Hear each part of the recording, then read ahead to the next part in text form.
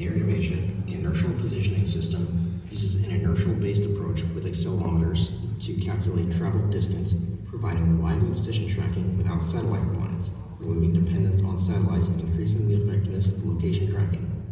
Please welcome Thunder Corgis.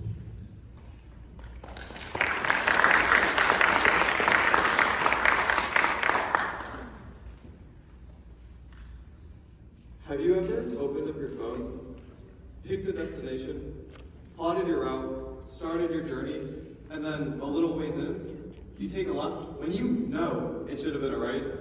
Now, a couple turns later, you're lost because that little voice in your phone told you the wrong directions? Well, Team Thunder Corgis would like to present a solution to this problem. The IPS, or the Inertial Positioning System. We help you find your way. In today's slides, we'll be discussing why. Why this problem? Why is it important to us? Then we'll be moving into what is the IPS? What can it do for you? Then lastly, how? How does it work? How is it viable in the market?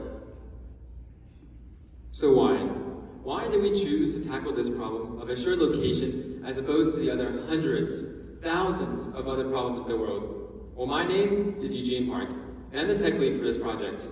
I personally love the outdoors. That's why this project was symbolic to me, because it closely related to a lot of my hobbies. My name is Lincoln Evans. I'm the product lead for this team. Unfortunately, when I was little, I grew up poor, and all we had to find our way around was the knowledge in our head and just some old maps that we had lying around. If we had a cheap and easy solution to find our position, as opposed to modern GPS systems, we could have saved a lot of hardship. My name is William Mitchell, and I'm the team lead here at Thunder Corgis. Throughout my entire life, I've grown up on Montesano Mountain, our local hiking trails. I have fond memories of hiking with my family, friends, and even by myself. But I also have some not so fond memories of getting lost in those very same woods. My name is Caden Woods. I'm the mechanical lead for this team. And ever since I was little, my grandmother's owned a large plot of land that encompassed part of a forest that me and my cousins used to hike through whenever we were little. My name is Colton Burton, and I'm the hardware lead. In fact, I'm an avid camper, and as such, I've learned the importance of knowing where you're at. And this picture here is a campsite we established on the Montesano Mountain. And right after we made our camp, we went and walked just a mile to a waterfall, just to watch and see nature's beauty. And on that walk, we easily could have gone missing.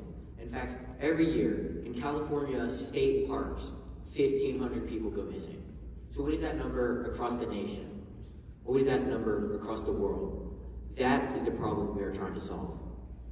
Looking at this back to a local level, a family friend of mine, Robert Farley, was an avid hiker just like me.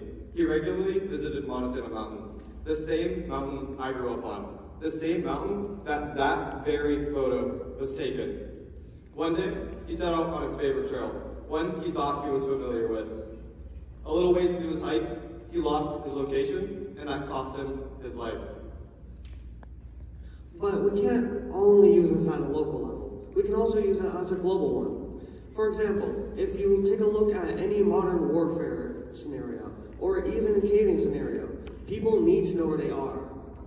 For example, in the Russia-Ukraine war going on right now, soldiers need to know where they are. If they don't, they could accidentally cross into enemy lines, and they could even be killed. For the caving example, the Nutty Buddy Cave disaster of 2009 unfortunately lost the life of one John Edward Jones, who lost his location within the cave, took a wrong turn, and accidentally got stuck in a 71-degree down angle. He died later that day. If he simply knew his location, he could have still be with us, and that disaster could have been avoided. Now that we have our problem, what are we doing to fix it? At IPS, our mission is to provide locational data to users in GPS-denied environments, saving lives, time, and hardships from occurring due to lack of awareness of location. So what is our product? Our solution to the problem of assured location? Well, it is the IPS, the Inertial Positioning System, as you can see here and on the screen. The IPS is a handheld device that can determine your location without the usage of external assets like satellites and cell towers, increasing reliability and assurance. Because it uses internal inertial measurements, the IPS can tell you where you are, wherever you are, whether that's a GPS-denied battlefield or a hiking trail with no service. The IPS also interfaces with the TAC software, the Team Awareness Kit, allowing for a very intuitive user interface. Well, now we know the problem and we know our product. But how exactly is it going to work? Well, first, we start with the sensors. We are using high precision, top of the line, 9-degree of freedom inertial measurement units. These can take acceleration data from all the 3 axes and the rotations and input and has a built-in AI deep learning core which can help sanitize the data. It then takes that data and puts it into the CPU. For our CPU, we've chosen to use the Raspberry Pi 4. This is designed to work in harmony with both our screen and our sensors. This, along with a custom program, reformats that data so it can easily be presented to the user via the software of the Team Awareness Kit, which is an Air Force produced software that allows for all information you need when navigating to be displayed easily, whether it's waypoints, steer points, or even sharing the location of other users. It is a software that works and it works well. All of this is pretty sensitive technology that wouldn't fare too well in a rugged environment. That is why it is all encased in a custom 3D printed carbon fiber infused nylon case that promises durability wherever a user may need the IPS. It also allows a user to operate the IPS with an ease of mind, knowing that durability will never be an issue. Now you know how it works and what it is. Now you know how it's valuable in the market. Global positioning system, or the GPS, is everywhere. It's in our phones, our watches, our cars, our planes, it's everywhere. The GPS has a predicted market size of 9 billion, as well as a revenue size of 4.3 billion. But the inertial positioning system, or the IPS, uses inertial systems that have a predicted market size of 18 billion, which is twice the size of what the GPS is, as well as a revenue size of 10.6 billion, which is more than double what the GPS is. But there's an issue. Right now, inertial systems look a lot like this. They're complicated, they're clunky, they're large, they're convoluted, and worst of all, they're millions of dollars. They're only really meant for militaries and laboratories, not for the consumer.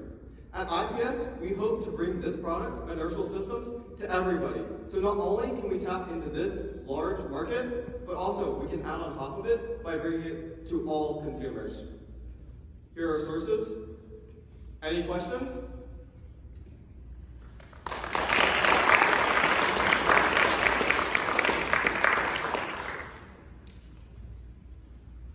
Good morning, gentlemen, and thanks for your presentation today. I think this is a timely presentation. We're seeing some others starting to do some solutions along this way. Right? We've seen Apple now with their satellite connectivity, their emergency access. So if you're out on the trail and you lose cell service, you still have a way to send a message or get your location out.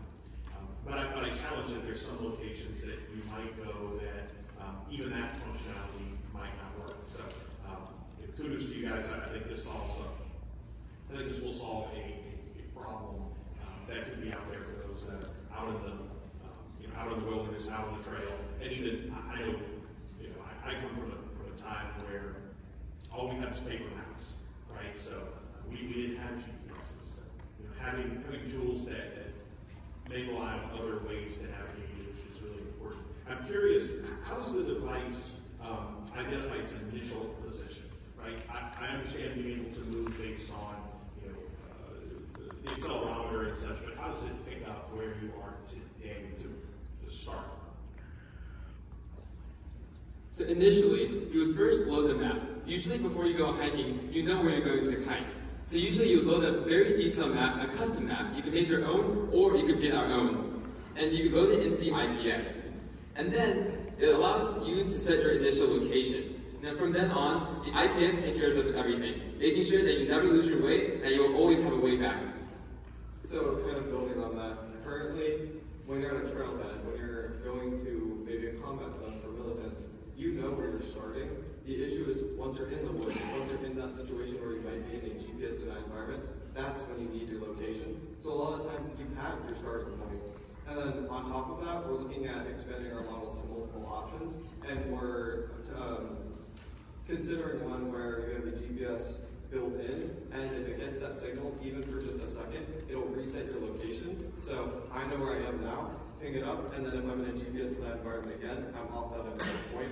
And then on top of that, SIFTAC has built-in methods so you can identify landmarks. So if I'm hiking maybe in the Appalachians and I see a summit of a familiar mountain, I can go, that's approximately this far away. I know I'm here. I can reset my location, putting you back to an accurate point. And that's exactly where I was going. I love that idea of having multiple nodes of connectivity, right? Still being able to get my initial fix from GPS, but knowing that I'm going into an environment, or not knowing that I'm going into an environment that's going to be GPS denied, right? Winding up having to use the inertial function. So I think that's fantastic. I am curious, you said you're basing this off of a Raspberry Pi. Have you given any thought to, we recently just saw a shortage of Raspberry Pis, right? There was a unique challenge with the supply chain trying to get them. So have you considered what that might look like if that were to happen again? If you were unable to get Raspberry Pis, what would you do in those cases for still being able to manufacture? Does it make sense to future versions shift into something that's a more custom designed motherboard or option? So as we continue to develop further, we plan to eventually, if we start mass producing, to use a printed circuit board and have all these sensors built in and the CPU and all the connections needed built onto a single board to allow for both ease of maintenance and also just a lot easier to use and build, because if you don't have to have wires to all the sensors and it's just already on the board, it saves time, it saves money, and it's a lot more reliable. It's not going to have to worry about a wire snapping. And to further your point, if we go through our custom circuit board maker like DigiKey, then we would never usually fail from a supply chain shortage of like certain parts like the Raspberry Pi or like the screen parts. So we would all customize everything and we get it directly from the supplier. Not only all that we can skip some of the supply chain, but if we do go into mass production, we can make our CPU both smaller and the screen much smaller, because right now we're just using commercial parts that we got off the shelf. So we can make it more specialized and run quicker. That's a great plan, and I'm glad to hear you've given that some consideration. I would also make sure whatever solution you come up with has, besides GPS, some other external connectivity, right? I mean, you're going to need a way to update maps. You're going to need a way to update the software of the device. So whether that be Bluetooth, Wi-Fi, exposing either the Raspberry Pi or whatever solution you go with, exposing the Ethernet port, right? Just to be able to connect that up and download the updates is going to be critical for a myriad of reasons. But I'm glad to see you got that on the roadmap. Congratulations, guys. Thank you very much, guys. I really like the presentation. But I want to begin by mentioning something that one of you sort of mentioned in passing. You have mentioned that you grew up poor. You said, unfortunately, I grew up poor. I'm going to tell you something my dad always told me. My dad grew up being homeless, and he became an executive for another company with 42,000 employees. Since this is an educational space, I don't want that to just go passing and we don't mention it, because he always told me it's not about the circumstances. Nothing is good or bad. It's what you do with it. And the fact that you're standing on the stage shows that you're doing the right thing. So, congratulations for that. Now, going into the presentation, I lived this just last night when I arrived from the airport. The car is on the ground. My GPS doesn't work. I don't know where I'm going. I have to wing it and start driving out until the GPS picks up. But I think it's good. And I think in one of these slides you had a picture of a Compton GPS system for a car. And I think that that's a good market opportunity. I know you're mentioning a lot about hikers, military people who know how to orient themselves for the most part, but I don't. And I need a system like that in my car. So I think that if you want to do the mass adoption, I think what Justin was mentioning about multiple points of connectivity to reorient yourself with GPS available is a good point. But the question is, General Motors back in the 1980s tried an inertial positioning system in a car as a prototype that didn't get adopted at a mass Why do you think that was? So currently, a lot of things that use inertial systems, especially vehicles, like I know in Vietnam War, aviation used a lot of inertial systems to calculate their position. They were backups. It wasn't something designed to be the primary function. They weren't designed to be the most accurate thing in the world. It was, if GPS goes out, use this. That's where IPS differs. We are designed as an inertial system-based navigation device. So that is our core functionality. That is what we're making accurate. That's what's important to us instead of as a backup. And then on top of that, I don't think they had the technology back then because a lot of this is cutting edge. You know, custom circuit boards, Raspberry Pis, this is newer technology that they might not have had back then that could, you know, go to the accuracy that they may need for mass production or mass sales. But not only that is, with IMUs, they take a lot of measurements, and so there's going to be a lot of false positives, which is where that AI deep learning comes in, and it allows you to clean the data in a way that it's easier to actually see what's reading. Because right now, if you have an inertial system and you shake it, it's going to get a bunch of readings, and it's going to say, well, now I'm over here, but it's actually still in that same spot. And so you have our AI built in, so it'll say, well, that was an anomaly, that's not how you're moving, so that was probably like a discrepancy, and it'll disregard that, and it'll still say you're here, even though it had that bunch of user input.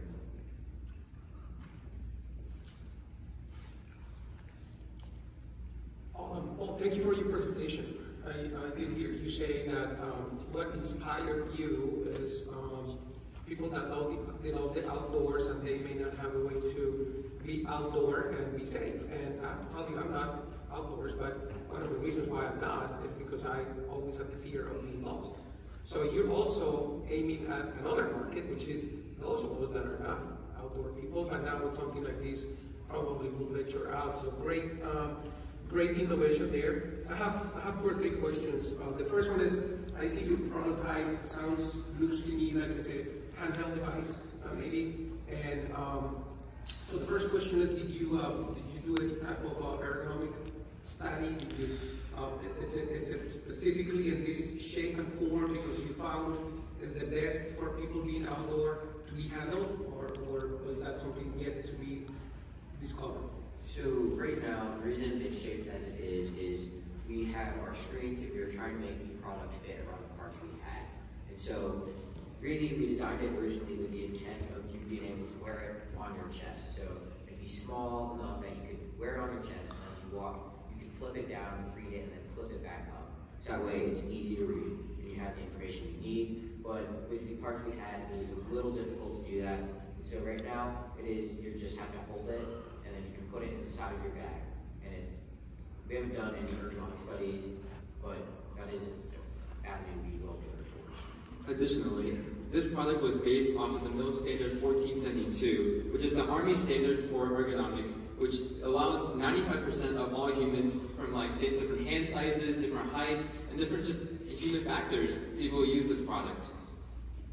On top of that, I'm involved in our local communities, such as our Land Trust, which helps maintain the trails, as well as other hiking organizations. So we talked to a lot of them, and we were like, is this something you would use? Is this something that is effective for you? Is it in the way you would like it? So we made sure that we designed it with the consumer in mind. We also talked to engineers, people in the military. Our consumers were put first when we designed this.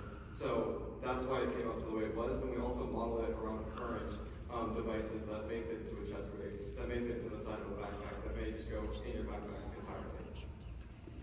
Great. The second question is about, I don't know, but I'm assuming this device needs to be charged before it's used. So how do you charge it today, and what's the battery life?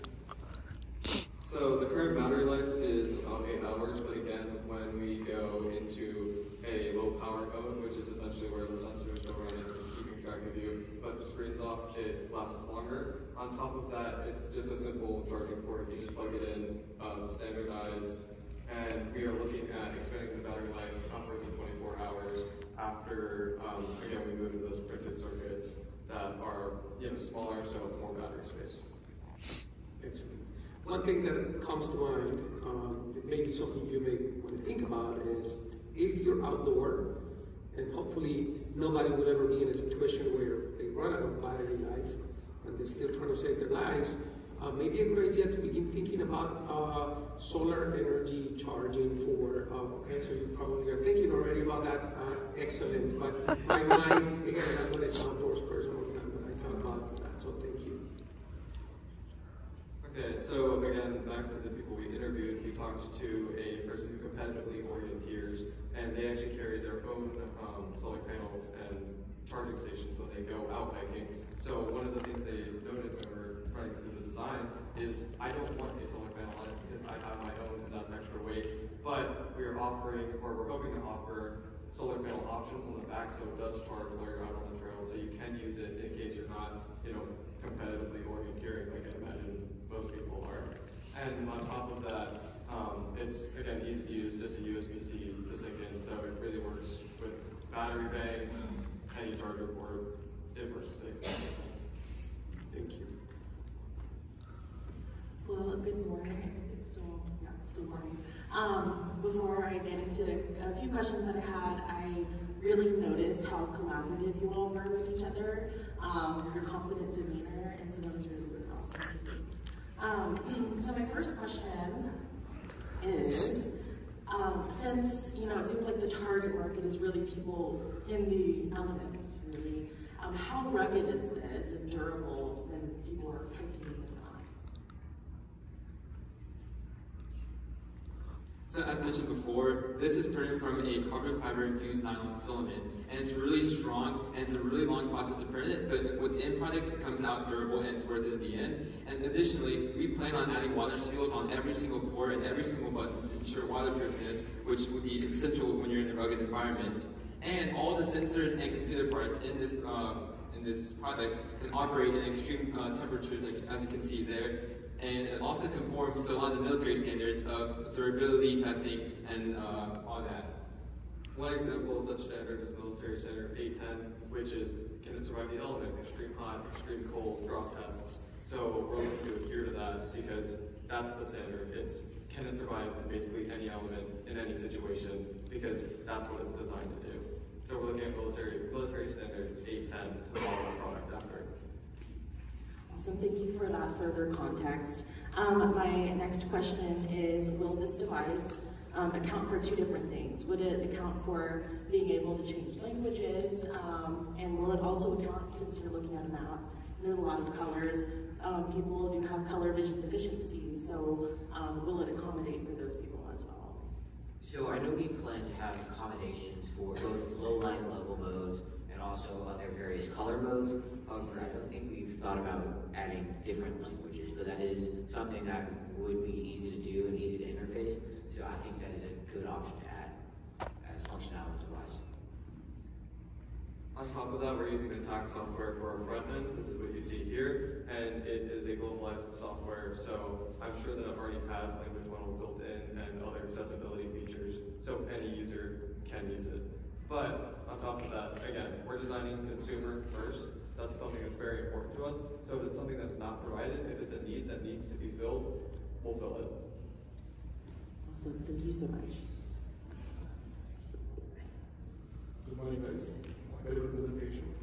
And I think I feel most connected with this project is because coming from Salt Lake City, Utah, I love hiking. I'm out there hunting, fishing, swimming. I totally see how this product can get long person of lives. So thank you so much for coming with this idea. My question to you is, does this product have the capability to leave tracks where you were 5 or 10 minutes earlier or 1 hour ago? Because let's just say this machine broke in the middle of nowhere.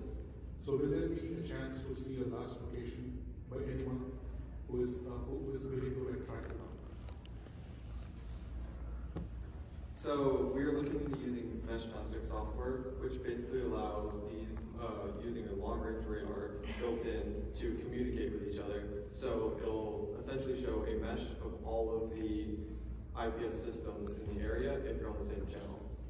This can be used for squads in the military in case you need to coordinate with your team, or again, in your scenario, if someone's lost and they need help, you can have a wildcard signal that goes out so anybody can see your current location and it displays on their IPS as well. Additionally, we plan on adding a LoRa radio to this IPS. A LoRa radio is a short-range, secure communication line that will allow teams to communicate with each other in doing team activities or for doing search and rescue missions. Think of it as a walkie-talkie. That's good. And also, like, given the backyard situation, because I hike a lot, and hiking at an elevation of 8,500 feet above the sea level, sometimes, like, due to medical conditions, people cannot communicate anywhere else.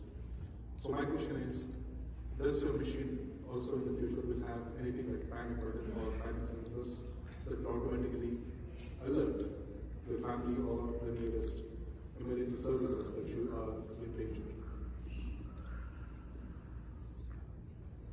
So currently we do not have any backup emergency signals that may go out, because the idea is it's off grid in case, hey, our signals get shut down, the satellites can't reach us anymore because of being jammed or we're caving. So we didn't take that into consideration because it's meant to be a standalone system that works by itself. It's meant to work in any scenario you may need, because everything you need is contained in just this box. So currently there's not that capability included. But it'll definitely be something we look into in the future. Very good. And one final question. The whole purpose of going off the grid is to go off GPS, where people cannot track you down. So how did you come up with this idea, thinking having this IPS would still be beneficial in the market? Considering your privacy, I would say. Can you restate the question, please? See, the whole purpose of going off the grid, away from GPS, is that no one can track you down. Basically having peace of mind. Yes, sir. Okay, so how did you come up with this idea in the present market, thinking this would be a very good idea for the market?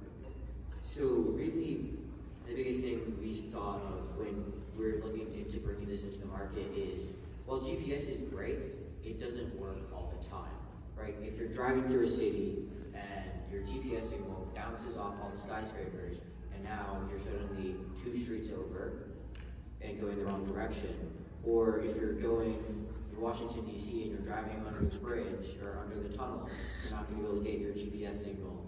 Or even if you're in a war zone, if you're in Ukraine, they're jamming GPS signals, and so GPS is not able to work. And so the product was made to function when you don't have GPS. So, bringing it to this consumer market is a backup for when GPS does not work, not as much as the privacy of not being able to get tracked. And again, we grew up in a community where hiking is a thing, where military is very ingrained because we have a military base in our town. So it's been something that's been brought a lot to our attention. And I had a family friend who passed away because he lost his location. It's a problem, and we've seen it in our lives. So it was important that we fixed it because, again, people are dying because they don't know where they are because GPS can't reach everywhere. Thank you, Vendor Corby.